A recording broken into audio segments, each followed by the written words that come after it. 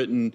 You had a DoD contract in the United States on a kind of limited hangout describing how the U.S. government and British government had really exercised serious control over the news media since World War II. That all starts to break apart with the rise of social media.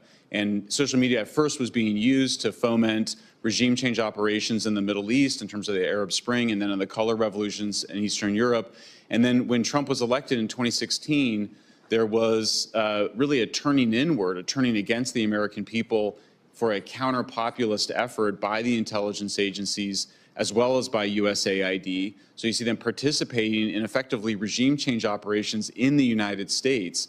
And so, and that included this revelation that much of the investigative journalism that USAID had been funding since around 2008, 2009, through groups like OCCRP and Internews, were really aimed at gaining control over the information environments around the world. And we wouldn't have known that without the Twitter files, which revealed the censorship industrial complex seeking to censor millions of Americans, flagging disfavored information, including accurate information, such as around COVID origins, or around the COVID vaccines.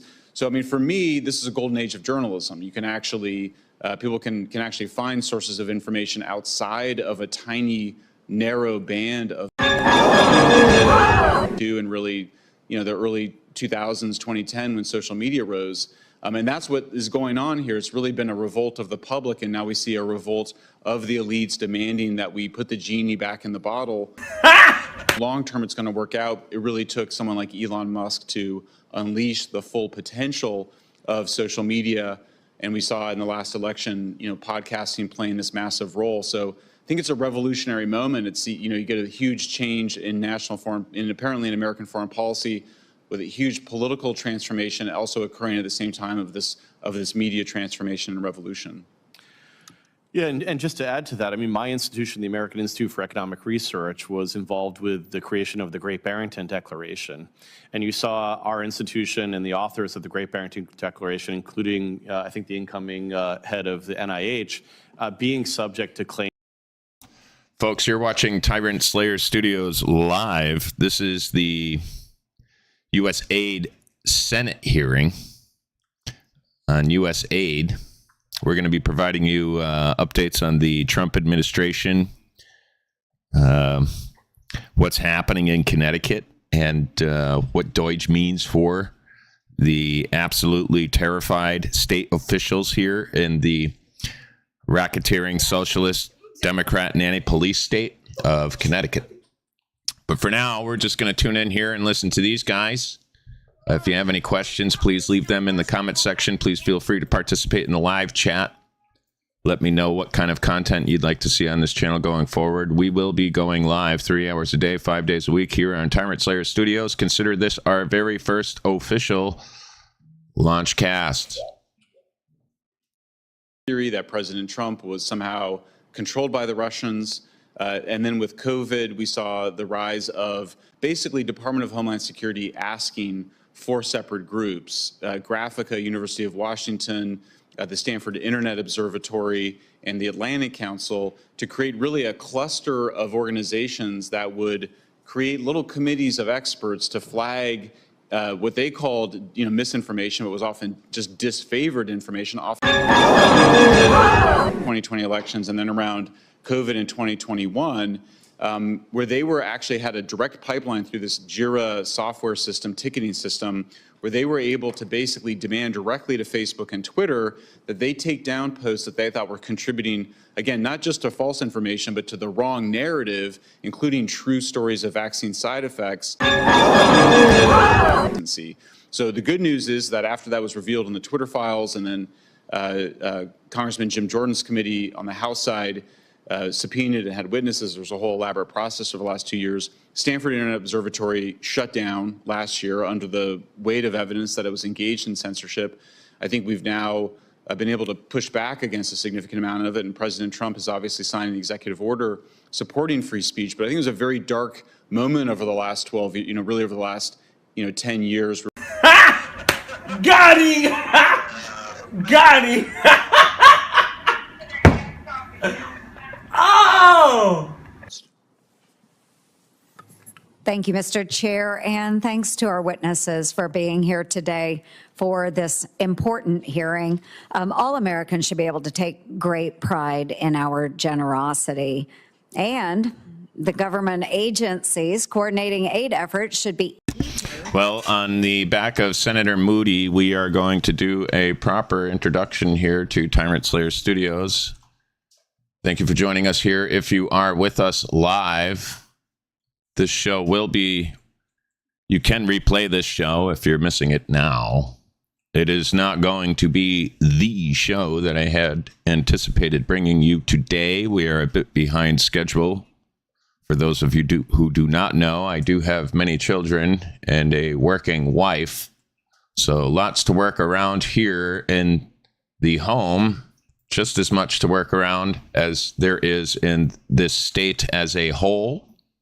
We're going to be discussing the paranoid and delusional Democrats here in the state of Connecticut, from Chris Murphy to Lang Denang, Dick Blumenthal to Tiny Tong, the infamous communist ninja skilled in the criminal arts. But I digress. We're going to hit that money button.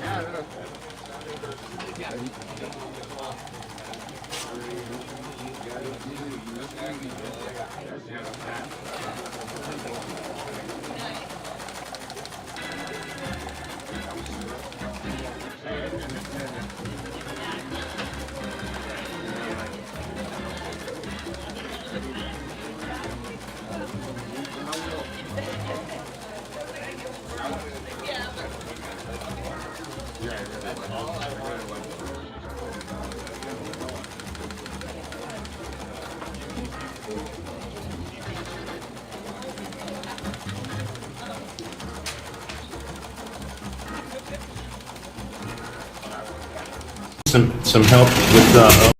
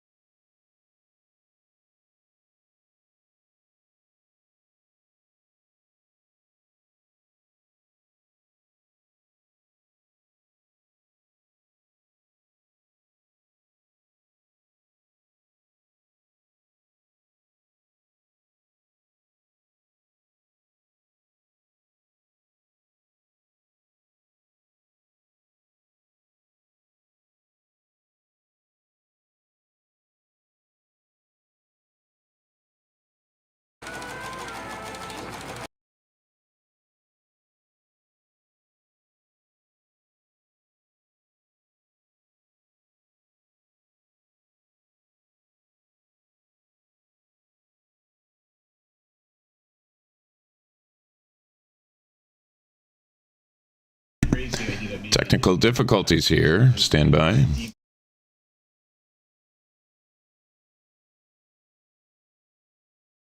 There had been years and years, maybe decades, of news stories about viruses leaking from labs. It's a very common thing, and of course, it was one of the main reasons that we wanted to end that risky gain-of-function research, because we knew it was the high risk of something leaking from a lab. So I think I applaud your work. We need much more transparency with it. As I mentioned before, Some help with the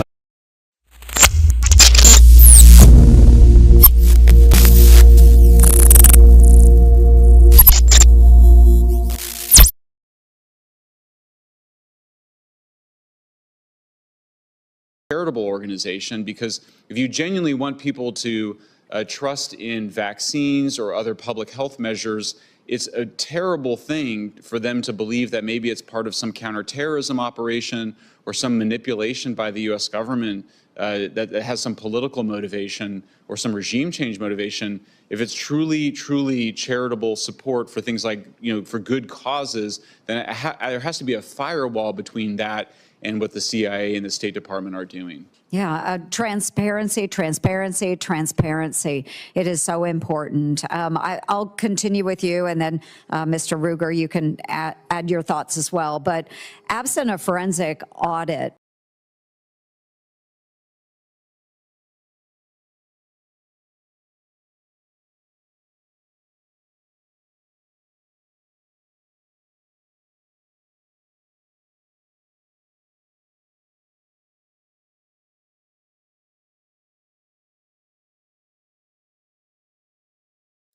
These people are so detached from reality. It is astonishing to witness them talk about accountability and transparency and how to be more transparent as they unwittingly reveal their arrogance and their profound degree of ignorance and egregious.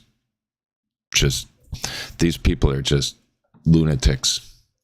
Lunatics. Forms, because it's obviously in the interest of all of us, all Americans. And, in most of the past, the FBI had been weaponized against leftists in the United States. It was only recently right-wing populace. But that sort of, this sort of commitment, it's an all-American commitment to not letting the state be abused for political reasons. And I think next time, you never know, it could be weaponized against the left again. And so I hope that Democrats will join you in making this renewed push. And I applaud the Republicans for greater disclosure, greater transparency, greater accountability. And I just think some overall clarity about what does the United States want its interaction with the world to be? Is this still the same? Are we still in the period after World War II to today, or do we need to kind of rebalance our relationship? I think the public voted for a rebalancing towards a more America First agenda. I also don't think Americans want to completely withdraw from the world. But again, I do think that some basic hygiene is in order in terms of separating out what is genuinely charitable or development activities from what is regime change, censorship, disinformation, information control activities. right? I agree. Thank you. And Mr. Ruger, do you have thoughts there as well? Sure. So I think what DOGE is doing really is a form of creative destruction, right? So it's breaking through the status quo and getting these issues at the front of the Americans' minds and the front of the minds of elites. Here you go. Here's one of the lunatics now. Continue to kind of be on autopilot. And it's very hard as you. It's very hard to, kind of accept the fact that the American people can just open up the accounting books and see that we're embezzling money and laundering money and wasting money and borrowing and printing money. And this is just terrible. I don't know who the American people think they are to elect an administration that hires people to audit the United States government. This cannot happen here. This guy is a raving lunatic. A raving lunatic. If anyone's got a better way to describe him, please do leave it in the comment section. Money and your children and grandchildren's money. We're spending their money now, and we better make sure that if we're going to do that, because sometimes it is necessary to take out debt, for example, for war purposes of fighting wars, that we're doing. Yeah, purposes of the military-industrial complex that turns war and men killing one another into big, profitable business. Oh, thank you. And there are so many analogies that we could use. We're breaking up the boulder of federal government, and there are some gems that we will be able to pull out of there, but the rest is rubble, and it needs to go away. And I know from the chairman, Chairman Paul, Senator Johnson, Senator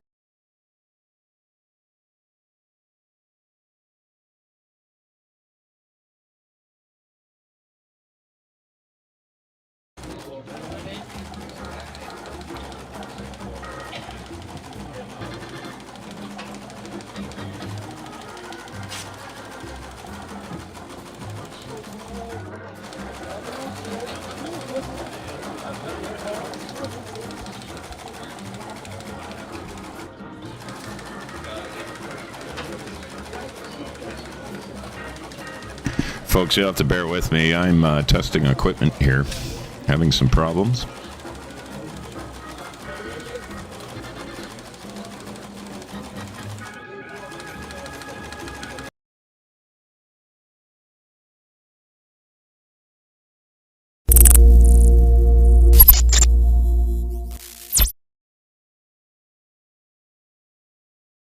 Some help with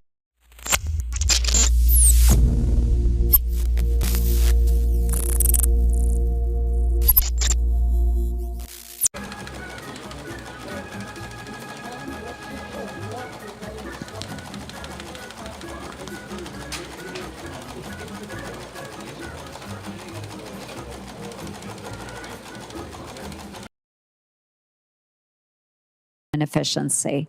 It is pretty outrageous.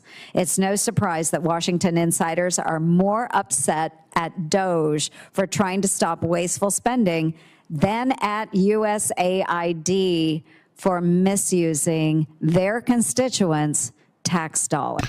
Does this remind anyone else of the Hillary Clinton scandal and the emails and the bleach bit and the destruction of subpoenaed evidence and, you know, all of those crimes that she still has not been held accountable for? Remember when everyone got upset that the emails exposing her crimes were publicly disclosed? Instead of actually being upset with the crimes themselves, people were upset with whoever it was that leaked the emails and demanded that that individual or the individuals be apprehended and prosecuted. Remember that? This is kind of like that. The same people that are upset that the Americans are cracking open the books and auditing the wasteful Nazi socialist racketeering Democrats across the fruited plain are the same people that were upset that everyone found out Hillary Clinton's a criminal. You know, like, so it's pretty clear. The lines have been drawn. You know, if you're on one side of the line and you want accountability and transparency and government efficiency, and you don't want to borrow and print on the backs of future generations, then you're all for auditing the government. You're all for freedom of press. You realize and understand that our laws, our Constitution, and our Bill of Rights permit any private individual in their private capacity or in their official press capacity to literally look at the public records of the United States government and its accounting. You know, like, I don't know where this communist, you know, the infamous ninja of Connecticut, William Tong, Tiny Tong, comes off with the notion that the people don't have any business looking at the books of the government, the accounting books of the government. Here's a guy who's masquerading as an attorney general, who's dumber than a day is long, completely detached from reality and clueless, to the point where he's publicly making statements to the effect of, you know, he thinks the accounting records of the United States government and what's happening in our states and how this money is being squandered, our money is being squandered, is all private. He thinks that the public actions and the activities within our public offices are private information. The guy is an absolute jewel of colossal ignorance. You are here on Tyrant Slayer Studios watching live, sharper than the cutting edge, better than the EIB. We're here, we're doing it, we're independent, and we're bringing the news to you just the way you like it. Right now, we are watching live coverage of the Senate hearing on Usaid. We're going to be talking about Donald Trump and local matters upon conclusions here. Keeping it going for you. Bear with me as I work through the technical problems. The show's only going to get better as we progress. Please show me your support. It's free, and the easiest way to do it is by hitting that like, share, and subscribe button. USAID spent $6 million to promote a project boosting sustainable tourism in Egypt. I guess the U.S. is now the travel agent for the entire world, since they spent $50 million on Tunisia's tourism. Got him! In Africa. USAID gave $87.9 million to help Afghans farm, and incidentally, farm poppy, the plant from which opium is extracted, and supplied 90% of the world's heroin. I thought the saying in the U.S. was just say no to drugs. How about we just say no to wasteful foreign aid? For a live musical event to promote diversity, equity, inclusion, and accessibility in Ireland. State Department paid $330,000 to compile a disinformation index to blacklist conservative media outlets. Some help with He funneled over $54 million to EcoHealth Alliance, funding the very organization linked to the Wuhan Institute of Virology, the likely origin of the COVID-19 pandemic. $15 million was awarded to Taliban-controlled Afghanistan to distribute oral contraceptives and condoms. There's still a $3 billion fund for Afghan reconstruction that I've tried to take that money to pay for other things that the government is spending money on, and yet there's been resistance by the other side to deplete that fund and say, we're done funding things in Afghanistan.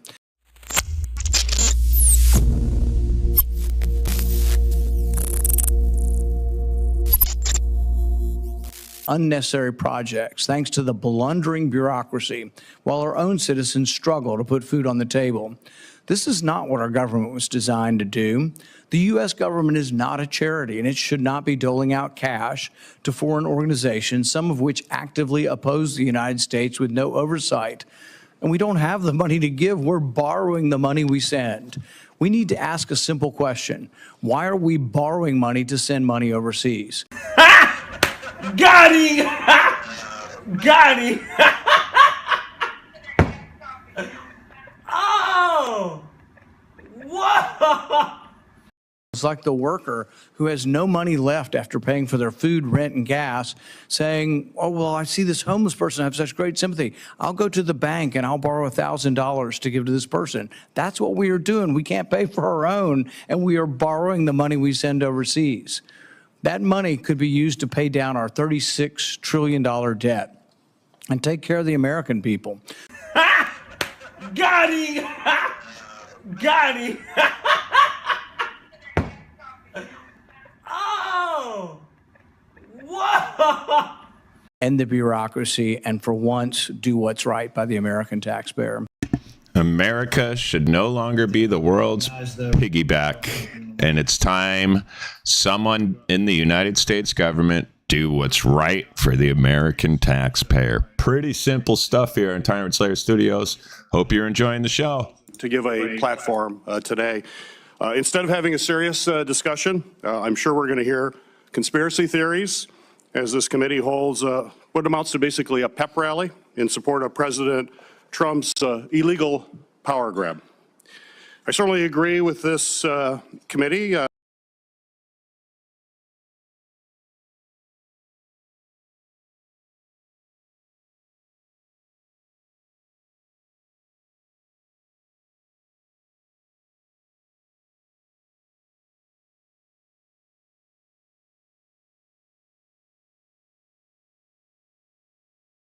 Here we are. Sorry, I'm having technical difficulties here talking into a muted mic. Senator Peters, ranking member of the ignoramuses here in the United States government, clearly detached from reality. I wonder if we can use things like freedom of information to find out what, if any, psychotropic drugs this man is under the influence of. Does anybody have any other reasonable explanation for such egregious statements and notions coming out of this man's mouth? He thinks it's illegal for the people and members of our own government to audit the government, to reveal the accounting books of our runaway, rogue, outlaw Democrat government, littered and sprinkled all over this fruited plain like a cancer. We got little tumors everywhere. Just look at every dilapidated city, you'll find all the criminals. Funding to programs that clearly the administration doesn't understand or they may not agree with politically. Let's be clear, the Constitution does not empower a social media billionaire with massive conflicts of interest that has never been vetted to decide on how taxpayer dollars are spent. In fact, the Constitution. That's not what's happening, though. I mean, this guy's delusional. What's happening is we're auditing the accounting and disclosing all of this wasteful spending, and then elements of our government are going, yeah, we're not going to spend our money on that because we're going to exercise the will of the people and save their money for them. This guy is a raving lunatic. I wonder what ties, if any, he has to the radical left's hold here in the state of Connecticut. We basically have in Connecticut socialists fighting communists over who's going to take over this state and whether or not we're going to secede and become part of Canada and join forces with their criminal union friends up there. You know, there's people like, you know, the Americans here in Connecticut are alienated and politically homeless. We have serious problems out here, and we are begging for the executive branch to put its eyes, ears, and big old spotlight on this tiny little state and this tiny little criminal named William Tong. We're going to be talking about his criminal cases, of which the state of Connecticut doesn't want you to know anything about, which is why it's not printed in any of our newspapers. It's not aired on any of our local radio or television networks. You will get it all here, though. You will get it all here. So stay tuned. We're getting live coverage here on Tyrant Slayer Studios of the Senate hearing on Usaid. We're going to be talking about the Donald Trump administration. We're going to be talking about Doge. We're going to be Doge, however you guys are, whatever you're calling it. The DOGE. How about that? And we're going to be talking about local and state matters in Connecticut and how they are associated to what's happening on a national level. We're going to be naming corrupt criminal judges here.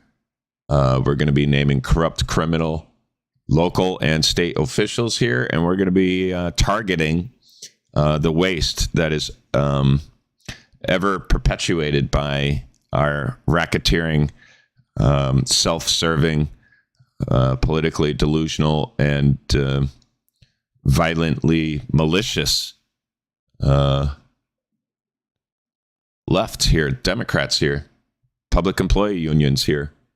And yeah, that's it. Stay tuned. Illegally cut off funding that Congress passed to support farmers. They've cut off funding to support childcare centers. They've cut off funding for life-saving cancer research. They've cut off funding for community health centers, and services that Americans rely on every day. And it's all been under the guise of addressing waste. But if the administration is serious about combating waste and fraud, then the president... Some help with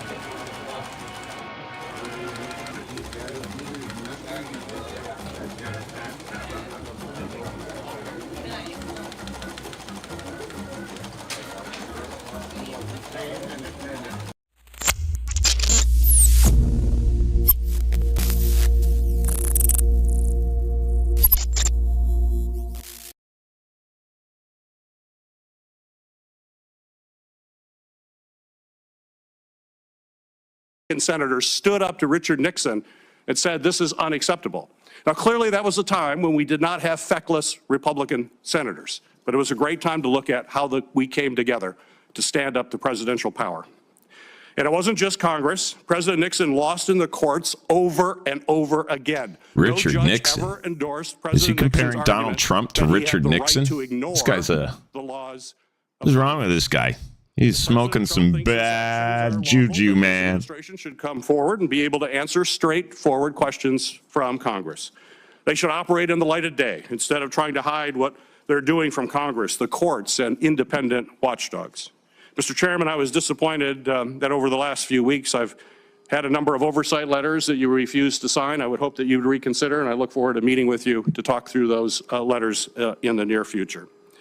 And I think also, Mr. Chairman, many of the questions that we have today about the actions of President Trump that has been directed by Elon Musk, I think that's something that we should also call in Elon Musk to ask questions, particularly about his numerous and substantial conflicts of interest while he's making these kinds of decisions. And I hope that going forward, this committee will work to defend Congress's role and responsibilities under the law and conduct real, meaningful oversight of these lawless actions by the Trump administration. It is the practice of this committee to swear in witnesses. Will each of you please rise and raise your right hand? Do you swear that the testimony you will give before this committee will be the truth, the whole truth, and nothing but the truth? So help you God.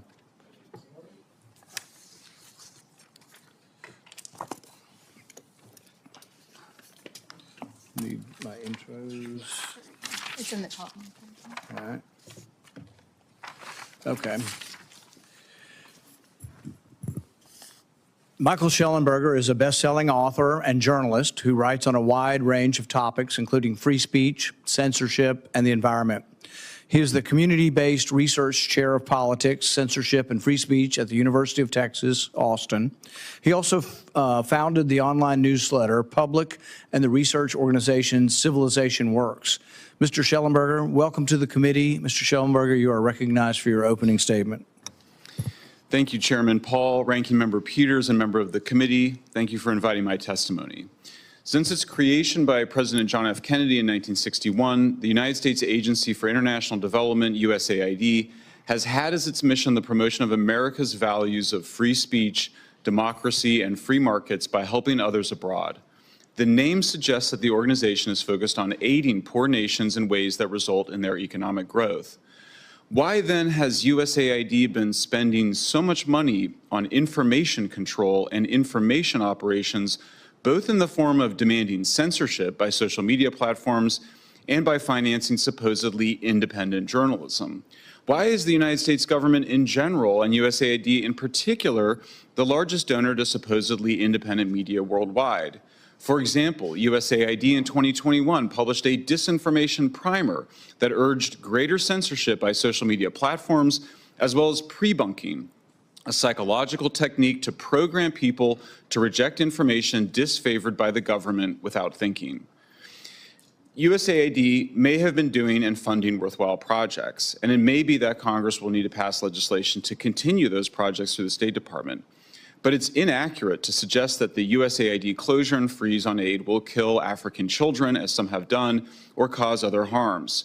The Trump administration has already created a waiver for HIV treatment and resumed aid for tuberculosis, malaria, and newborn health. And USAID's health programs should be subject to scrutiny given the agency's history of using such programs as cover for other activities, including regime change and biodefense research. For example, under President Barack Obama's administration, USAID was caught using an HIV program to foment rebellion in Cuba. USAID used EcoHealth Alliance as a pass-through organization to funnel $1.1 million to the Wuhan Institute of Virology, which was conducting risky gain-of-function experiments that may have caused the COVID pandemic. $54 million during that period, which was more even than the $42 million the group received from the Pentagon. As such, anyone who believes in public health for poor people and poor nations must agree that USAID needs to be reined in and cleaned up. That starts first with precisely the kind of audit some members of Congress are trying to stop. USAID and all other government agencies must justify what they're spending their money on. The public's interest is ensuring that every dollar of taxpayer money is accounted for and justified. As recently as 2021, the media acknowledged the obvious. That year, the New York Times published an article headlined, "U.S. aid to Central America hasn't slowed migration." Can Kamala Harris? In it, the Times acknowledged that experts say the reasons that years of aid have not curbed migration is in part because, quote, much of the money is handed over to American companies, which swallow a lot of it for salaries, expenses, and profits, often before any services are delivered. That's precisely the reason President Trump shut down USAID and demanded an audit. While the subject of today's hearing is on USAID's wastefulness in general, Some help with on USAID's efforts to take control over independent investigative journalism and to advocate censorship in particular. Together, USAID's censorship and disinformation activities comprise a complete vision of information control and USAID and other U.S. government agencies have sought in dozens of foreign nations over the last 75 years. USAID in recent years has been funding censorship advocacy worldwide through a Countering Disinformation program, which is part of the Consortium for Elections and Political Process Strengthening. This work has included funding for so-called fact-checking organizations, including in Brazil, a country where I am under criminal investigation for sharing the Twitter files, Brazil, all entirely accurate and legal. At the World Economic Forum last year, a major USAID contractor, Internews, which received $472.6 million from USAID over the last 17 years, urged advertiser boycotts to demand censorship. That advertiser outreach was precisely the advertiser boycott strategy used by groups with ties to U.S. intelligence community to pressure Twitter and Facebook to censor disfavored information. USAID has also heavily promoted digital identification systems, which could be tied to social media accounts to allow governments to punish individuals for what they say and read online. Mr. Chairman, I have much more to say, but I'll end by saying that Congress should defund all and any federal programs and contractors that promote or engage in censorship and propaganda. Recommitment to an American first foreign policy should require an unwavering commitment to free speech. Got him! Got him! Trump should order the State Department, the National Science Foundation, the Department of Homeland Security, and other agencies to end all contracts with censorship advocates and misinformation researchers. Thank you. Dr. William Ruger is a foreign policy expert with decades of experience as a scholar, practitioner, executive, and military officer. He currently serves as the president of the American Institute for Economic Research, while also serving as a commander in the U.S. Navy Reserve. Dr. Ruger was nominated by President. Some very big words, some very powerful statements being made here live. You were watching the Senate hearing on USAID live. Afterward, depending on our clocks here, we're going to get into some local things and how all of this national news and all of this shifting of power on a national level is impacting Connecticut, virtually causing our local and state officials to squirm like pinned down criminals on the verge of arrest, prosecution, and sentencing. Perhaps seizure of assets, property, and funds would be appropriate as well. Folks, we need to talk long and hard about the offshore bank accounts in the Cayman Islands. But I digress. You're watching Tyrant Slayer Studios. Don't forget to hit that like button. Please share this link. And please tune in Monday through Friday, 3 p.m. to 6 p.m. Eastern. We are going to be going live for you, giving you your news the way you like it. Foreign policy. The most important determinants of American security do not include quote-unquote soft power resulting from foreign aid, even assuming that foreign aid programs are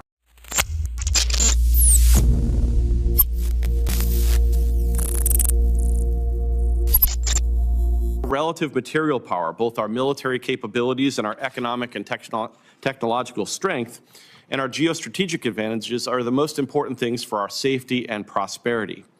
Thus, the geopolitical implications of the fight over foreign aid are fairly limited. In terms of our material power, maintaining a large national defense capability second to none is what allows us to defend our interests and deter attacks on our territory.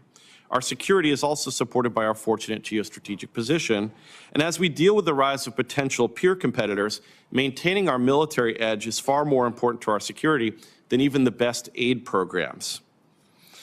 This combination of military power and our geostrategic position allow us to enjoy some detachment from problems in the developing world and thus further reduce the security relevance, though not necessarily the humanitarian relevance, of many foreign aid programs in those areas. So we should avoid thinking that it is a matter of strategic necessity to be deeply engaged everywhere. Sound geostrategic and even geoeconomic thinking requires prioritization and trade-offs. So we can't be equally concerned about Chinese aid programs in Nepal and what this means for U.S. security and prosperity, and Chinese political penetration of Latin America, which could have a lot of ramifications for the United States. Our economic strength is also a key cause of our security, and our economy is the golden goose, as long as we don't undermine it through wasteful and excessive spending and the debt and deficits that result, poor tax and monetary policy, constraining overregulation, or cultural decay. So just want to take a moment here and thank the viewers. We've got some good, strong support on the live chat today. Thank you so much, Leslie Sylvan, for your support. Joe Cool in the house. Always a pleasure to see you, my man.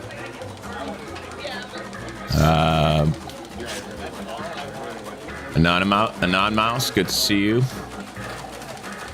Reno Slim, my everyday hater. Your head is still obviously too big for those tiny shoulders, but thanks for being here. Thanks for sharing. You are entitled to share your opinions here at Tyrant Slayer Studios. We do not shun or turn cheeks here at Tyrant Slayer Studios.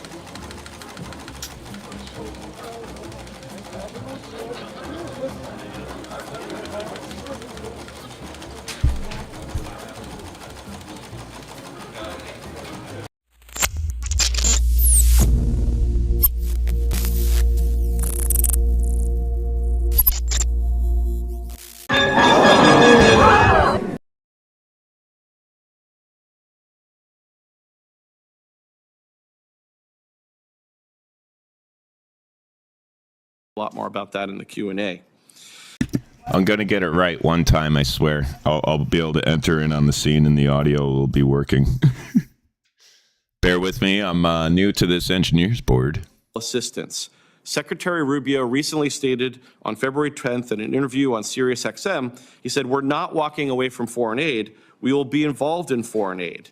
Instead, what the administration is doing is trying to make a distinction between aid that can be reasonably argued to advance America's national interests and aid that cannot pass a basic smell test like the ones that Senator Paul discussed earlier.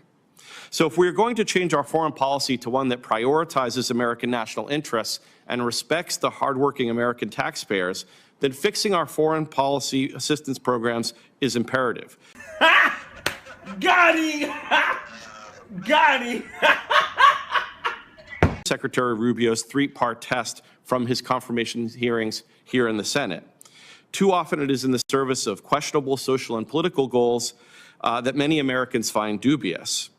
And foreign aid is not going to be the margin in which we win or lose today's great power competition. So I think it would be wise for us to get our own house in order economically by looking carefully at programs that can't deliver for our security,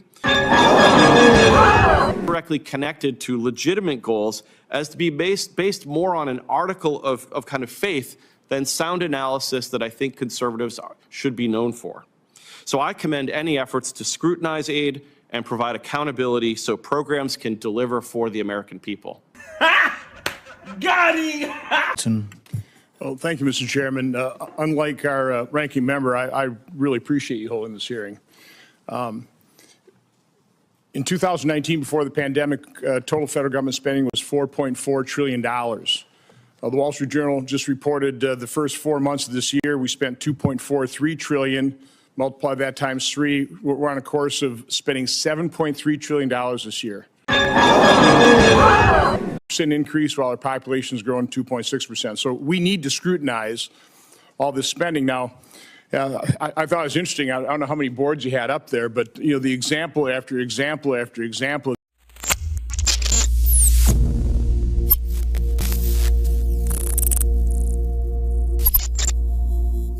accused you two gentlemen of you're going to be peddling conspiracy theories. That all was the truth. Do you have any idea what the ranking member is talking about, Mr. Shellenberger? Yeah, I mean, of course, I find it somewhat ironic that one of the greatest conspiracy theories of recent times was the Russiagate collusion hoax, that President Trump was being controlled by Putin through a sex blackmail operation. It was one of the most wild conspiracy theories ever devised. Got him! Got him! Another wild conspiracy theory, of course, Senator, was that the Hunter Biden laptop was a Russian disinformation effort. Accused me when I was investigating that of soliciting, disseminating Russian disinformation on that. Wrote an actual Senate report, falsely accused me of that, but go on. Right, and of course now we know the FBI had the laptop in, I think, November or December 2019. They then got the Aspen Institute to engage in what's called pre-bunking or a kind of brainwashing. Well, what a refreshing voice to have on the mic. We have Michael Shellenberger.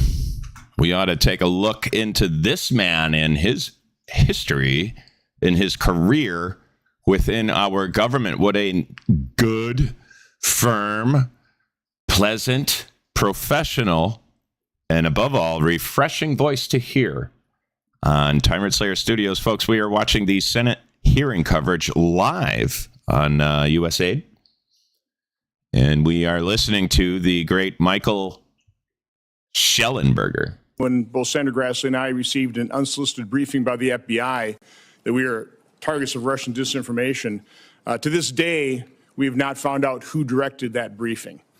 So, Mr. Ruger, do you want to defend yourself from being accused of a conspiracy theorist? Yeah, I mean, I'm a theorist. I'm an international relations theorist. So I think what I said is definitely within the broad tradition of political realism that has served this country well. Got him! Got him! Oh! Whoa! And other government programs, because they need to pass a cost-benefit analysis. Too often, I think, and especially given what we talked about with the $36 trillion in debt, we're not applying good trade-off decisions in terms of how we spend our money. And I think, again, that's one of the reasons why it's really important that we focus in on this. Got him! Because somebody has to get a handle on this. And I think it's a good stimulant for Congress to do its own work to help support the president in making sure we're protecting taxpayer money. So we're a very compassionate people. We are. We want to help people. We want to help combat AIDS and feed the world. USAID go off the rails. I mean, it was established, I think, good purpose. I mean, even things like Radio Liberty, those types of efforts seem to make sense. But where did they go off the rails? Some help with. I mean, for me, it's this effort, the regime change effort that then resulted in this effort that really starts in around 2007, 2008. It's led by USAID. USAID creates and provides all of the initial funding. It was from the State Department originally. So who was in charge back then? Of USAID, I believe. Well, that was 2008. So President, I'm not sure. Started going off the rails. Mr. Ruger, do you have any idea? What's your theory of when the South started going south or going left?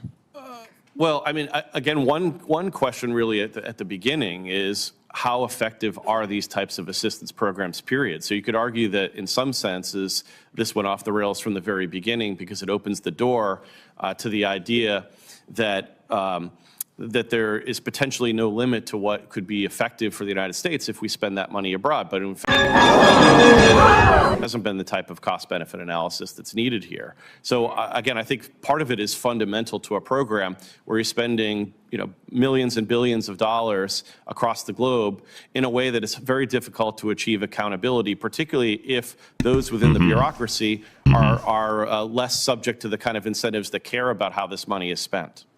Thank you, Mr. Ruger. Thank you, Mr. Chairman. Mr. Senator Ruga. Peters. Thank you, Mr. Chairman. Well, Donald Trump and Elon Musk illegal dismantling of federal agencies will definitely harm the safety and financial security. Folks, this is Senator Peters, ranking delusionary member You can see the disdain and the hatred beaming from his brows and from within his soul, beaming from within his eyes. Lieutenant and his mega donor, the man with incredible conflicts of interest, Elon Musk. He's about to launch a new payment system at his company X. I think we should start FOIA requesting this man's salary, his disciplinaries, his everything. I want all the public information we can get on Mr. Senator Peters, and we are going to get that information. We're going to find out how much this guy makes, what he does every day, what his title is, what the tax burden is to keep this guy around and work against us all the time.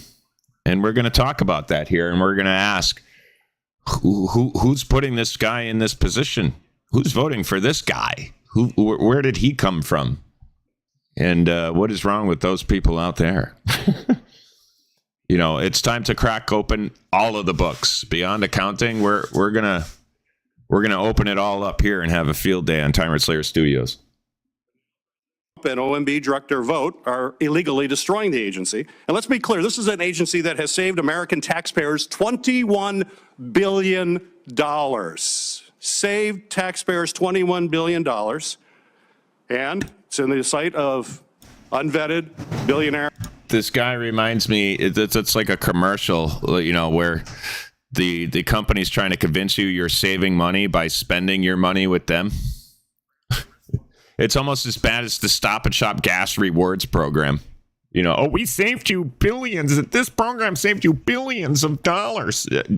That's a drop in the bucket compared to the trillions, multi-trillions we're talking about here. Nope. Trump and Musk, get rid of that.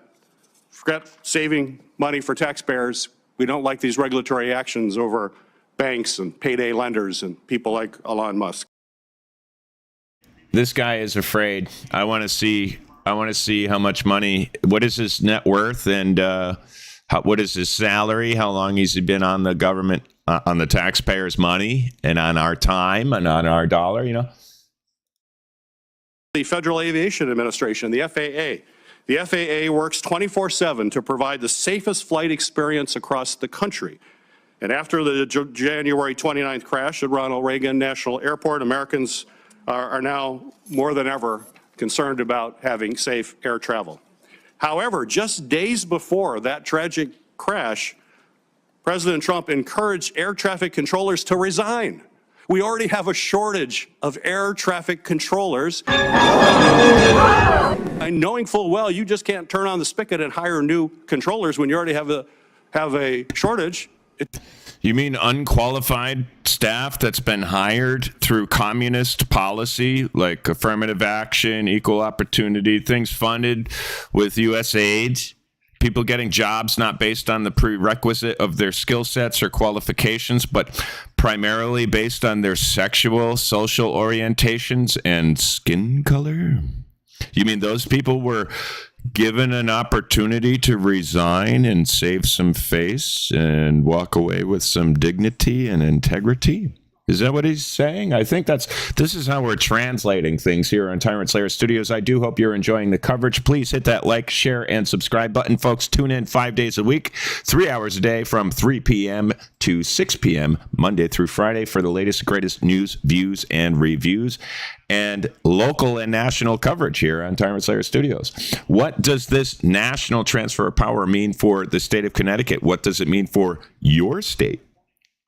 Are your state officials and local officials in a complete panic, as are the state officials in the state of Connecticut?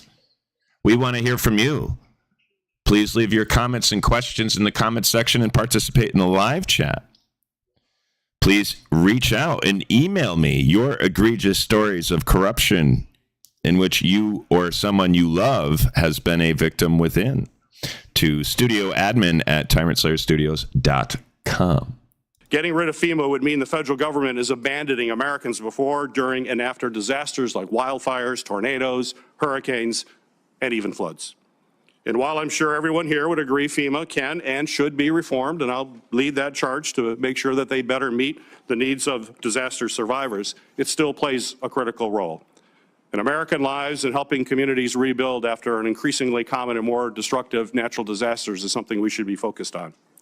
Federal support and resources such as food, water, generators, urban search and rescue teams, and communication infrastructures can save lives in the aftermath of a disaster. FEMA also administers billions of dollars of mitigation grants to reduce the impact of natural hazards, which can save lives, protect property. So, Mr. Chairman, I hope that we can look at these other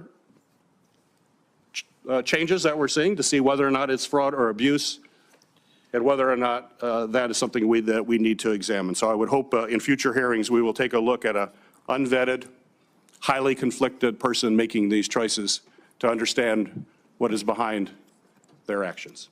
Senator Langford. Thank you, Chairman Paul. Gentlemen, thanks for being here. Actually, yesterday I released my 8th report, what we call federal.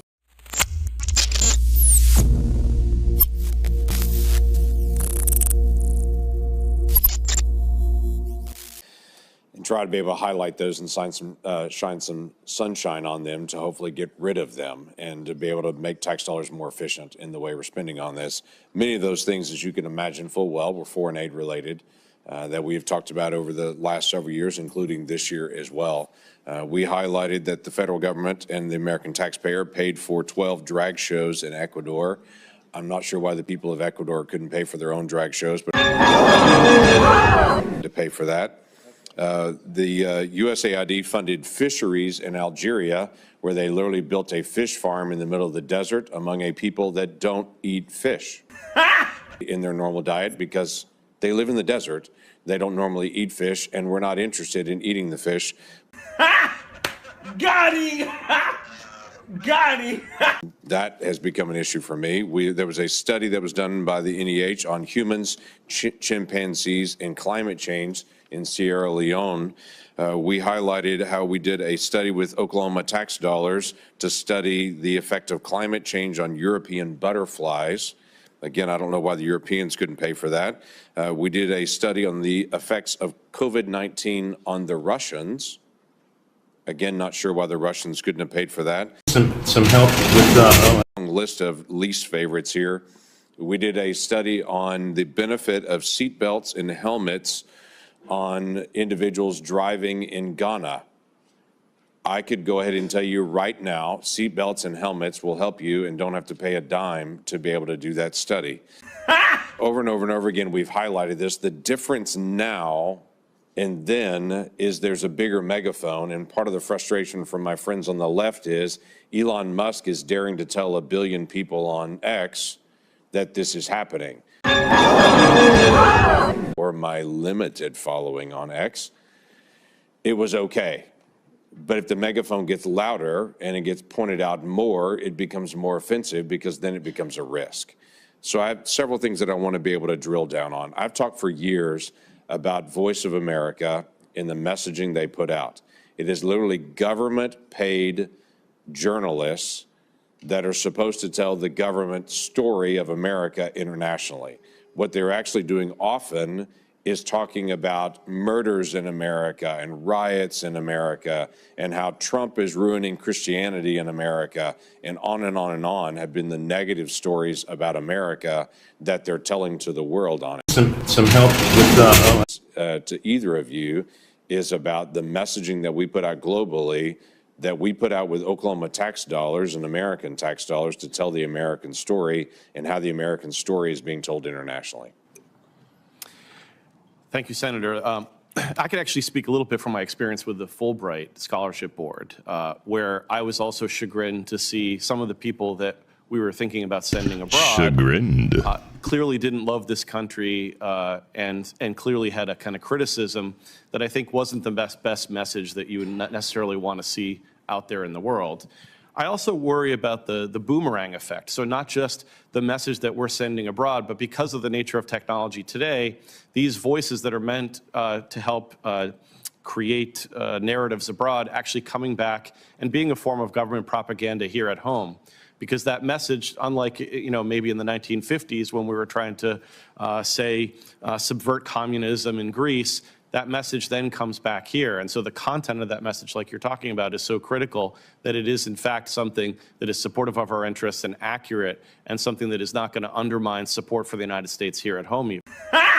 Shellenberger, you want to add anything to that? Well, only that, I mean, of course, everybody should be free to speak their mind, but I think if we're going to have taxpayers, funding this activity, they should be talking about how special this country is. I mean, that's why so many people have been trying to come here. So the level of anti-Americanism and globalism that we've seen promoted by these organizations, I think it's horrendous. So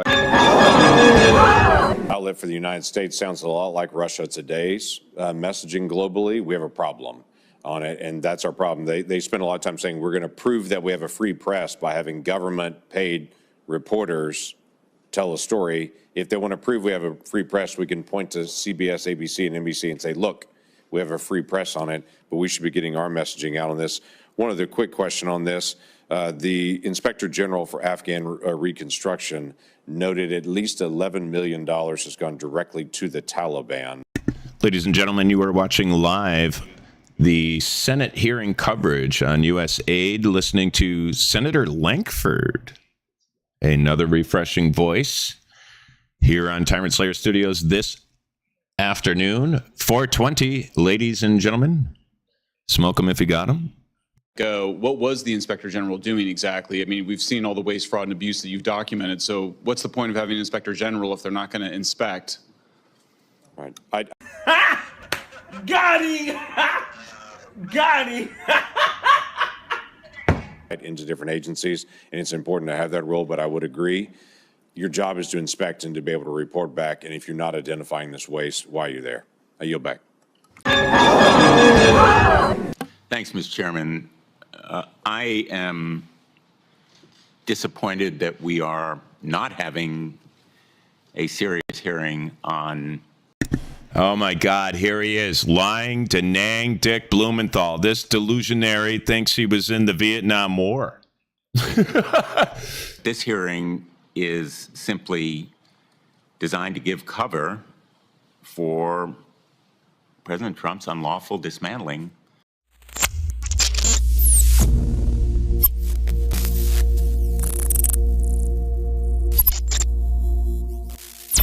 and against the interests of many in this country, including American farmers who benefit from it. The Inspector General of the U.S. Agency for International Development, Paul Martin, has submitted a report. I ask that it be made part of the record. If there's Connecticut no official, U.S. Senator lying Da Nang Dick Blumenthal is terrified of the ramifications and consequences of an administration like the Trump administration getting into its executive house, into our federal government, and getting people who are smarter than elements of the state of Connecticut and its corrupt, rogue, outlaw government here, terrified of the consequences and this audit. Anything he says right now is complete propaganda, complete nonsense. This guy is here to cover for Ann and Ned Lamont, our governor, and his wife, who have been using false declarations of emergencies since COVID-19, since late 2019, early 2020. The governor and his wife here in the state of Connecticut have been embezzling the federal dollars sent to this state under the guise of emergency relief. They've been taking that money and funneling it into their offshore bank accounts, their private equity accounts in the Cayman Islands, to the tune of hundreds of millions of dollars at a time. That's what it certainly seems like to me, and it definitely needs to be investigated. A.G. Tong isn't even legally in our Attorney General's office. He has no legal authority. He's been arrested in already docketed cases here in the state of Connecticut. He has no power, but corporate media don't want to talk about that. Nobody in Connecticut that works for any corporate entity, whether it's a newspaper, television, or radio broadcast network, no one wants to touch that. What are they all afraid of? Then trashing the idealistic goals that have motivated our nation over the years, but putting aside the humanitarian instincts behind some of USAID. Here's what this guy is so hard to listen to. Lies. Everything he says is a lie. Important for farmers. It's unfortunate that we would drop those relationships that we have built over time, end quote. The Ohio Farmer Union president said, quote, USAID plays a crucial role, not only providing food aid to millions around the world, but also directly purchasing grains from Ohio farmers. Ohio farmers are more than capable of rising to the challenge of feeding the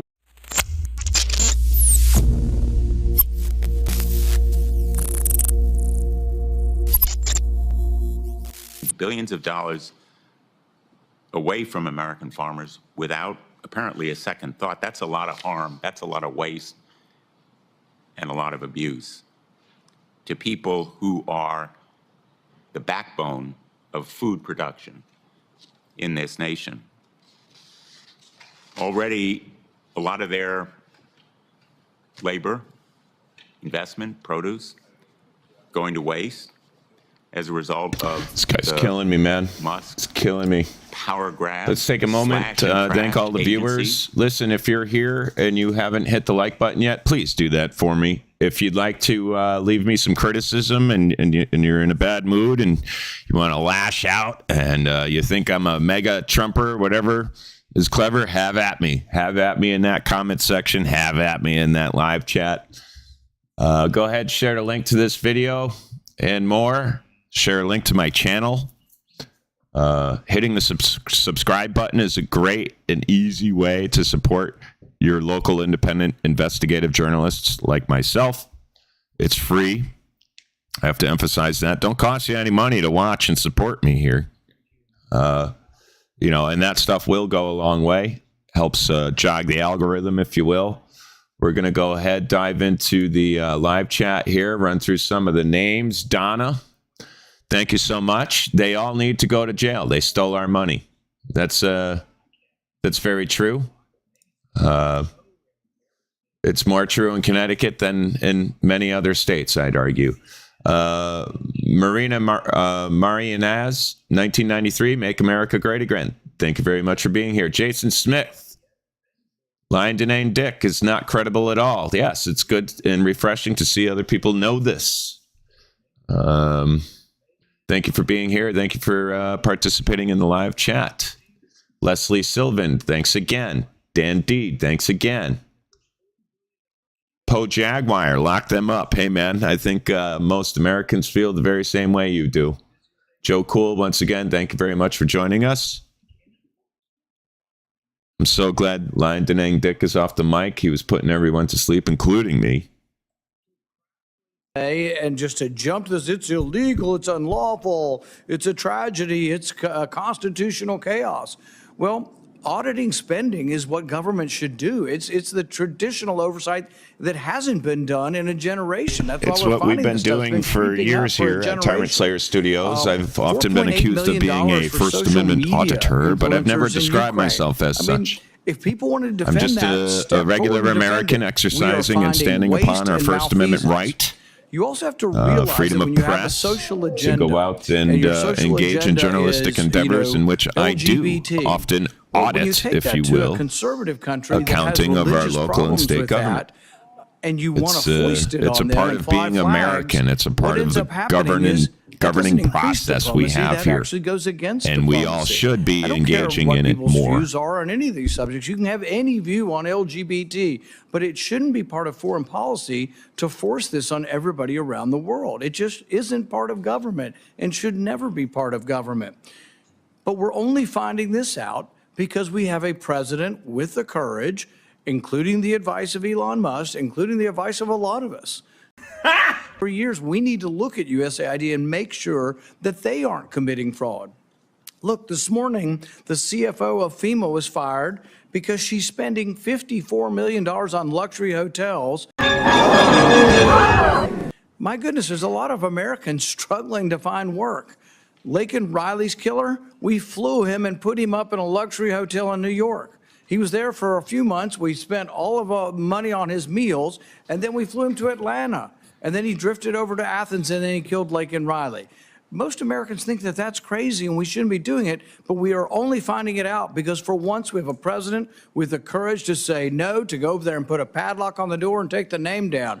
But ultimately, there will be a legal question. Can he impound it, or will it have to come back to Congress? I actually, frankly, think the better way is spend about $30 billion and send $10 billion back, and we do a rescission. There is a method for doing that, and I hope that is what is done. Comment question, there are questions exactly, and I don't think it's ever made it all the way to the Supreme Court. There is court precedent on it, but we haven't gotten to that. A pause in funding is an impoundment. A pause in funding to do an audit is just good government, frankly. The question I have for the panel is this, though. Mr. Chairman, may I just inquire? Sure. Because the chairman mentioned that we don't have a minority witness. I would suggest, and speaking out of turn here, I really gotta take a shit. I'm Langdon and Dick Blumenthal. Purport to speak. Sometimes I pretend I'm a military veteran from Vietnam so I can get sympathy when I'm in front of the cameras. That we have Paul Martin, this guy, who was fired as Inspector General, come before Does he belong in We prison? didn't deny any witnesses. Your side did not put forward a witness. We did not deny any witnesses. You didn't put forward a witness. So, yeah, but I'm going to make up a story, and that's my narrative here. I'm going to go back to Connecticut with. Unserious and a conspiracy, a bunch of conspiracy. It's an attack on our witnesses as well. That is a pejorative, and that's name calling. That's right. All right, you're so cut the welcome crap to there, object line to things they Danae, say Dicky, and have facts Tricky to counter Dicky. them. But to call this an unserious hearing of conspiracy I theory, never used that term, Mr. Chairman. well, you said it wasn't serious. You said the hearing wasn't serious. I And the thing is, yeah, y'all he chose did. not to participate in it, so that's on you. That's right, Lion Tricky Dick. Maybe we can have a second hearing because this is such an important We can have a topic. dozen on this. There's so much to talk about. Folks, you're watching Tyrant Slayer Studios live and coverage of the Senate hearing on USAID. Both sides. But if we call names and say, oh, well, your ideas are conspiracy theory, that's a pejorative, and that doesn't get us anywhere, frankly. And because Right. it's also You know, dangerous the senator in the sense from that many Connecticut wants to treat this hearing like it's a Facebook sound-off session. He's a raving lunatic and a criminal, paranoid and delusional, terrified of the consequences and the ever-approaching hammer of justice swiftly about to crush the corrupt public employee unions here in the state of Connecticut. and met with them on a weekly basis trying to suppress. Facebook for a year and a half said that ideas like mine that it could have come from the lab were to be suppressed. Michael Shellenberger, why don't you, if you wouldn't mind responding to how the government was involved with trying to suppress speech that you found out through Twitter files? Well, sure. And also, I would think when Got him! I think you should consider that they are themselves spreading disinformation. In other words, we know that the proximal origins paper that you're describing there, that we know from their internal discussions that those scientists were pursuing the lab leak theory. We saw it in their Slack messages. And then they got a phone call. They talked from the higher ups, and then they ended up changing their whole hypothesis over a weekend. So we've seen repeatedly that term used to dismiss very serious evidence of misconduct and of actual conspiracies. We've seen it's like spun in Connecticut. All that stuff, all these lies, everything you're hearing on a national level about Doge, all of that stuff, all the lies started right here in Connecticut. They're all spun up by the administrative services in our courts, spun up by judges drinking gin in back rooms with corrupt prosecutors and our corrupt drunken politicians like lying Denang Dick Blumenthal and Chris, the man-child socialist Murphy boy. And the ranking member. Jesus. For Do years, we need some help I have out here? worked on a bipartisan basis to reduce waste, fraud, and abuse within the federal government, including on bills with you, Mr. Chair. These efforts are critical to ensure that taxpayer dollars are being spent efficiently. If this committee and President Trump though, actually wanted to reduce waste and fraud, they would work together to support and bolster inspectors general. Watchdogs who identify multi-million-dollar These people overpayments just want to get to their big tentacles corporations. Exactly what Elon Musk claims he somehow, wants to somewhere. To try to use just the mitigate Inspector damages, General of man. the It's just Department of so, Health and they're Human so Services desperate. as It's an like watching a example. drowning, Last year, the the whole HHS party is Inspector General drowning right now. exposed $35 million in improper Medicare payments after equipment companies charged the government for thousands of catheters for patients who didn't need them. Additionally, last year, 2 pharmacy owners went to jail after the HHS Inspector General helped uncover that they had fraudulently submitted at least $20 million in false medicine. Some help with All told, too the little, too HHS late. Inspector Like General the identified tiny stuff, we're all $7 supposed to be billion happy. last Wow, they're year doing in such a waste, good fraud, and job. They abuse caught within one the fraud out department. of a million. They But did saved us President so Trump much and Elon money. Musk support and empower inspectors general? So wonderful. No, they did not. Instead, just days this into his lady, administration, President Trump illegally fired at she least smells like 17 coffee and inspectors general cats. in a move to silence those who would She provide has a lint brush in her accountability car and kind of oversight woman. over his administration. And since their firing, we are growing to get a better picture of She's why not they were speaking from fired. the Just heart. She's yesterday, reading we a found out script. that the State She's Department totally is unprepared. planning to Someone buy else that $400 knows what they're million talking in about armored vehicles prepared from this Elon for her. Musk's Tesla company. Who is Elon Senator Musk Hassan? spent $250 million to get President Trump elected, and now President Trump is returning the favor. After clearing out the watchdogs, the president decided to unleash chaos and confusion I love how they call on Granite criminals Staters and watchdogs. It's so Americans great. It's through kind of an like when they illegal call order the to cut criminals on the off nearly streets, all burning federal cities, grants. blocking These are bridges, grants chasing that fire ambulances, departments count on assaulting to people upgrade based their on their equipment. race, creed, or Police religion. departments use to hire You know, officers to shooting protect our and streets. murdering police. And shelters need to They're provide dubbed homeless protesters veterans by people a like place Senator to Hassan. sleep.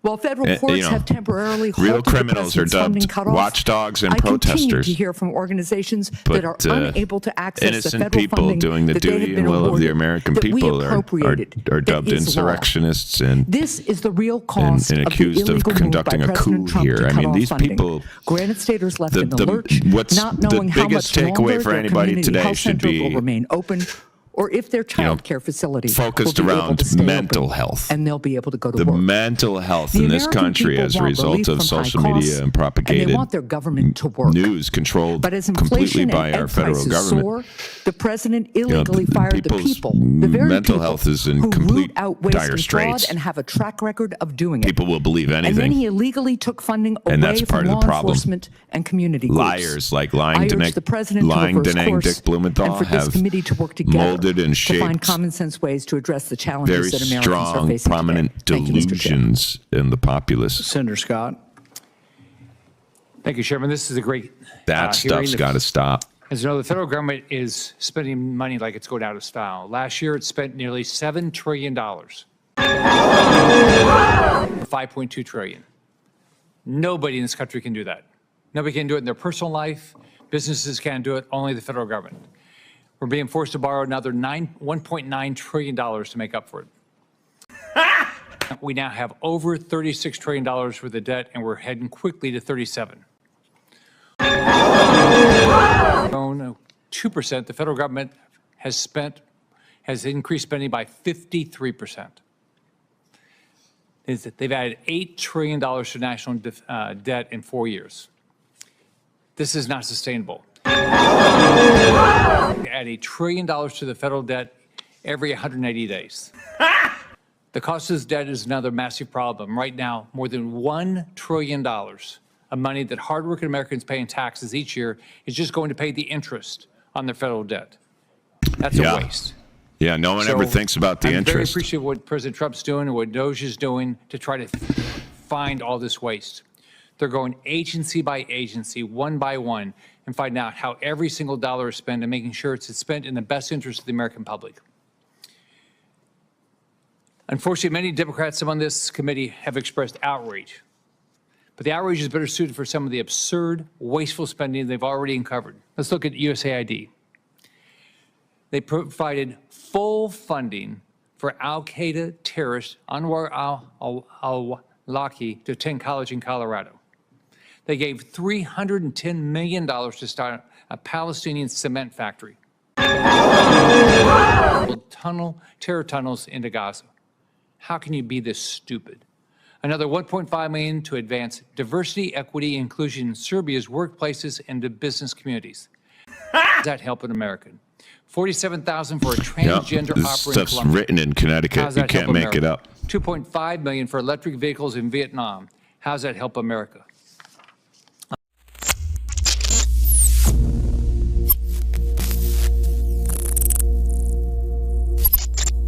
$22 million going to groups aligned with designated terrorists. How does that help Americans? And billions more to add charities that have histories of failing to vet their terror-tied partners. Families I represent would agree that's not how they want their tax dollars spent. They'd rather have their tax dollars spent putting Americans first or advancing our interests abroad. Or allies are funding some fringe globalist agenda. So I'm very appreciative of what President Trump has done. I appreciate what Doge is doing, and I appreciate that Marco Rubio, our ex-colleague, is doing running the state. So, Mr. Shellenberger, Doge also discovered that the Biden administration spent millions of dollars on subscriptions to left-leaning media outlets like Political. The Biden administration censored certain media and Americans online that didn't favor the administration's narrative, and now we see that their administration was essentially financing media outlets to favor them. How is this not a conflict of interest, and what do you think of this? Yeah, I agree. It's a huge conflict of interest, and it's really just the tip of the iceberg. I mean, what we uncovered in our reporting is that the USAID has basically been bankrolling an organization called the Organized Crime and Corruption Reporting Project. Some help with a decade and a half of really taking over so-called independent investigative journalism around the world, usually relying on strategic leaks by the intelligence community aimed to really undermine the independence of investigative journalism. As they threatened to sue us right away, they have a $9 million fund just to sue people. It's called Reporters Shield, but it's an offensive weapon that they use to basically shut down. The language is always counterintuitive to the actual premise. We've now traced that USAID money to investigations that were essential to the 2019 impeachment of President Donald Trump, and then also to the Russiagate hoax, particularly spreading misinformation and malinformation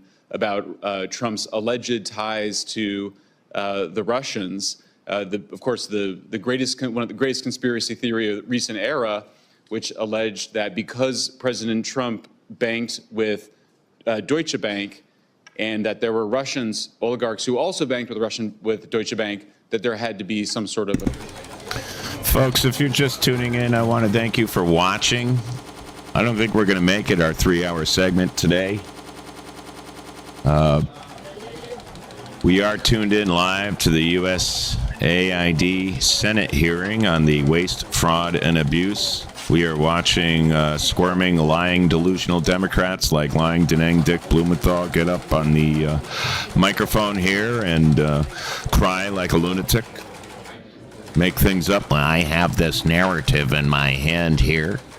We are enjoying the comment section of our audience here at Tyrant Slayer Studios. Once again, thank you very much for joining us here. Poe Jaguar, Hybrid XRD, Holtman 2012, Donna, thank you so much. Shing to me. Maybe I shall sing for you one day if you ask nicely.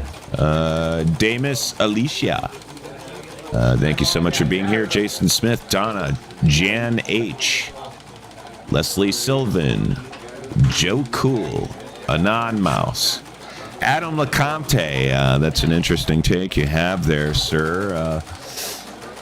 Strange to see my fellow Americans making very strong opinions about strangers on very limited, seconds of information. No, actually, it's not strange at all. It's a regular occurrence and happens to me all the time. Just don't be like those other idiots who send me death threats. It never ends well for them. But you are welcome to troll here anytime you please. I hope you're enjoying the coverage. If I'm talking too much, just say so. Let me know in the live chat. If the audio is good, video coverage is good. If you'd like to see something specific, let me know. We'll get it on. If you have an egregious story of corruption in your hometown or in your state, please email it to me. Get in touch with me. We'll get it here out to the people, disseminated to the people for matters of public interest. Simply email me at studioadmin@tyrantslayerstudios.com. Once again, thanks for joining us live. Hit that like, share, and subscribe button. Share this link on social media. Share this link with your friends. Let them know the Tyrant Slayer is cleaning up your city, your town, your state, and is eager to join the federal government and the executive branch in cleaning things up on a national level. Some help with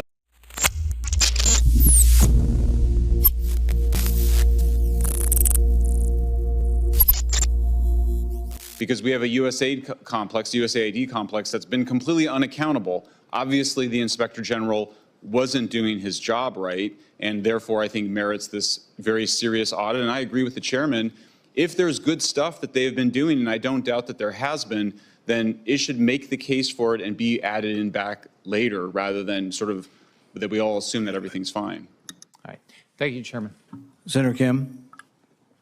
Thank you, Chairman, for pulling this together. And I just want to reflect on this a little bit, because there is a room and there is a way for us to have a debate about the effectiveness and the efficiency of foreign aid. But what is happening right now in our nation, this is not the right way to go about it. I hear about a pause here, but this is not a pause. We're seeing a gutting of the staff down to approximately 600. If it is a pause to look and reflect and see what is not working, what shouldn't be done, then let's pause on the gutting of the staff. Let's pause on the transfer of USAID under the State Department. So I just wanted to show that this is not a pause. This is not a review. This is already a reorganization, already a dismantling of USAID as it is. And I say that as someone who, a little over 20 years ago, stepped into the Ronald Reagan building for the very first day in public service. I served at USAID. I don't know who else in this room has. But I just tell you that I was proud to be able to serve at USAID and serve the Pentagon. I worked at the State Department. I've been a part of the 3 Ds of our foreign policy, of defense, diplomacy, and development, and seen that in action. So I disagree the idea that the type of power, the type of influence that we're trying to move forward at USAID doesn't matter, that it's only about material military power. We've seen how, for instance, when it was our help with the response to the earthquake in Turkey or the flooding in Pakistan, how that was something that was able to open up diplomatic channels to be able to move forward, build on the relationships. It was the work that we were doing through USAID that was able to get some of our diplomatic efforts, and including our military efforts, in a better position. And I said that as someone who walked into the Reagan building. There's a reason why USAID is in the Ronald Reagan building. Was a strong supporter of USAID and foreign assistance. He said, quote, "The ultimate importance to the United States of our security and development assistance programs cannot be exaggerated." He said, "Our national interests are inextricably tied to the security and development of our friends and allies." And when it came to people criticizing USAID, some help with the excuses. We can't afford foreign aid anymore, or we're wasting money pouring it into these poor countries, or we can't buy friends. Other countries just take the money and dislike us for giving it. A lot of things that we heard here today. And Ronald Reagan concludes saying, well, all of these excuses are just that, excuses, and they're dead wrong.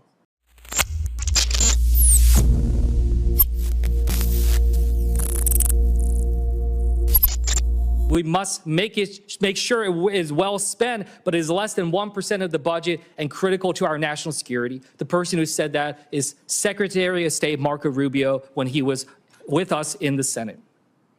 He also went on to say that he urged President Biden to move forward and prioritize USAID funding because he said it, quote, counter the Chinese Communist Party's expanding global influence. Got him! Got him. aid. We do so because it furthers our national interests. That's why we give foreign aid. So I just wanted to be able to frame that. And worked at USAID under the Bush administration. I worked under a Republican president. I worked under a administrator there who was appointed by a Republican president, Andrew Natsios, who was just recently asked, could you specifically respond to what Elon Musk's functionaries at the Department of Government Efficiency have done in terms of actually shutting down USAID? And Andrew Natsios said, quote, it's illegal and it's out. Some help with Abolish an agency, a statutory agency in the federal government. So I just wanted to raise this because what we're talking about here is efforts that are trying to end a long-standing bipartisan understanding about our strength as a global leader. And what we are also seeing, and this is something that just feels so personal, is just the demonization of public servants. We can have a debate about foreign aid, but we can do it without demonizing the people who have sworn an oath to this country. Many of them right now working in difficult and dangerous places. Some of them don't know how they're going to get back home right now because of how quickly all of this has been shut off. And what it really just shakes around the world when I hear from leaders in other countries is they say, what is the value of the American handshake right now? And I think that that has been detrimentally affected and really negatively affected over the course of the last couple weeks. And with that, I'll yield back. Thank you. It's been bandied about that certain things are illegal, and I think it's worth a little bit of discussion over that. You know, inspector generals have been let go, people at the USAID have been let go, and it's been alleged that this is illegal. It's actually a little more complicated than that. This goes all the way back to Andrew Johnson and his fight with Congress. Of Office Act that was passed, and it said that he couldn't even fire members of his cabinet. And they were in the same party. The Republicans controlled Congress, and Johnson at the time, I guess, had become a Republican being. But it was finally repealed, but there was a big dispute over the way he could even hire members of his cabinet. Later in 1926, in Myers versus the U.S., the court rules that you really can't restrict the president's right to hire and fire their cabinet. Now, it's gone beyond that. In 2020 or 2021, the CFPB that was referred to earlier, the Consumer Financial Protection Bureau, the Democrats created this, and they didn't want it ever to go away. To go on forever, and the person in charge of it was not to be fired. Can't set up an executive agency under the auspices of the president and say he can't fire them. So then there's a question with the inspector generals, and the Trump administration is challenging it. And I think we have to go with what the court decides, but there is legislation saying you can't fire them. He asserts that under the court precedents that he can, and so this is an argument. That's what constitutional law and separation of powers is about. So we'll find out. And there you go. Illegal, but we will at this point it's find an out. allegation that it's illegal. With regard to the waste and abuse and the outrageous things that we're seeing, sure, it draws the attention. It should draw the attention. But there is also the question of where the money comes from. What we bring in tax revenue is equal to about 4 programs: Medicare, Medicaid, Social Security, and food stamps. Some help with up all of the revenue. There's nothing left. So when we vote on a budget as Congress for military and non-military, what's called discretionary spending, which is a third of all spending, it's all borrowed. Nearly $2 trillion, what we vote on, it's all borrowed. So this gets to the point that I'll ask both of you on foreign aid. If it's about $40 billion, do you think we could just get better people over there and they won't do the bad projects? Or do you think maybe they need a smaller number in order to have an incentive to cut out the waste? So we'll start with Mr. Ruger, Dr. Ruger. Yeah, I think you're exactly right. There's very little incentive for agencies to get lean when the money keeps coming through the door. In fact, even if you increase the aid or the support rather, then why would they change? I think this is the case in almost every government agency. Ladies and gentlemen, if you're just tuning in and you're just joining us, we are watching the USAID Senate hearing. And please hit that like button for me. Please subscribe, hit the alert bell, and set notifications to all to be made aware when we go live next. You can expect us to be live tomorrow at 3 p.m. Eastern to 6 p.m. Eastern. USAID and the State Department to pursue different and potentially contradictory goals. It's also good governance to actually try to find a different architecture that can make sure that the money that is spent is actually doing so for a common purpose and achieving a common end, as opposed to being potentially contradictory here. And that's what Secretary Rubio is trying to handle with this reform that he's already started down the path for. Mr. Shellenberger? Yeah, of course, I absolutely agree. You can't get efficiency if you have a big or growing budget. I think the other issue is that what is this money actually for? And I think the fact that they're putting it in State Department is correct. If this is about, our relations with foreign countries, encouraging the kind of governments we want, discouraging the kind of governments we don't want, you might call that regime change, that belongs in State Department. Even innocent, like food aid, there's been a long literature of academic studies on really big driver of starvation and hunger in poor countries tends to be war. It tends to be used as a weapon of war. Countries that are so vulnerable that they depend on food imports and can't afford to replace them if the U.S. were to end those are countries that have a huge food sustainability problem. They have problems that go much deeper than just not being, not getting that month's shipment of food from us.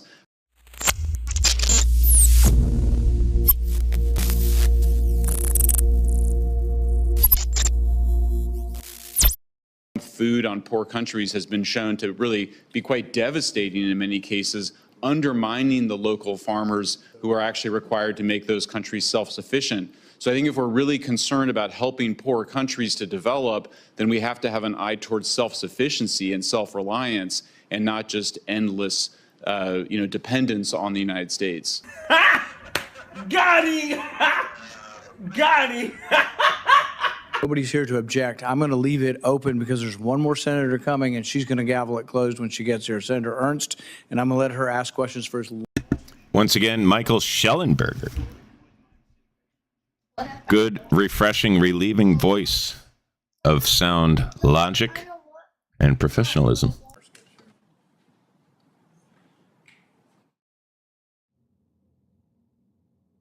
Folks, it looks like we are taking a break here. We have been watching and covering the Senate hearing live on USAID, what it means for the criminals and scoundrels here in the state of Connecticut and its racketeering public employee unions. This includes, but is not limited to, police, believe it or not. I have to thank you once again for joining us here at Tyrant Slayer Studios. It's been an absolute pleasure spending this bit of the afternoon with you. I think we're going to cut our stream here at 5 p.m. Eastern, just mere minutes from now. Please feel free to leave all the hate and love you would like and feel necessary in the comment section or right here in the live chat. I do read all of it. If you have a story of corruption, false arrest, police brutality, abuse, something crazy happening in your school, anything that you believe that the American people need to know about, please email it to me. Correspond with me at studioadmin@TyrantSlayerStudios.com, and we will give you this platform, the People's Press Studio, to shout out upon.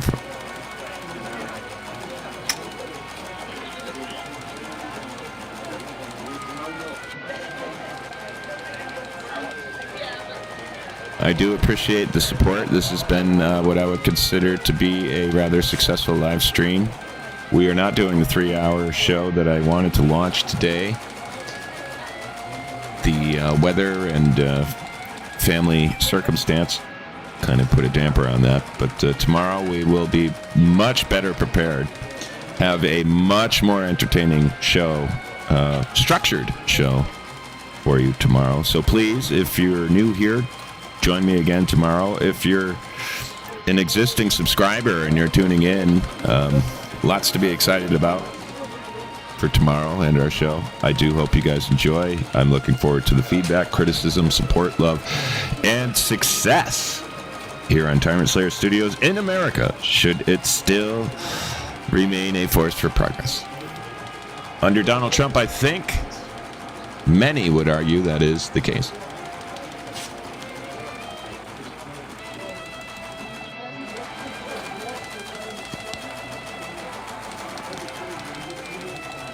Weirdos, thank you for being here. Tyler, Roller, thank you. Farm Girl, Modern, Alchemix, thank you. Adam LeConte. Truth, it's difficult not to state the obvious. Yes, and it's pretty obvious that we've got a runaway rogue government, an outlaw government, hemorrhaging the capital.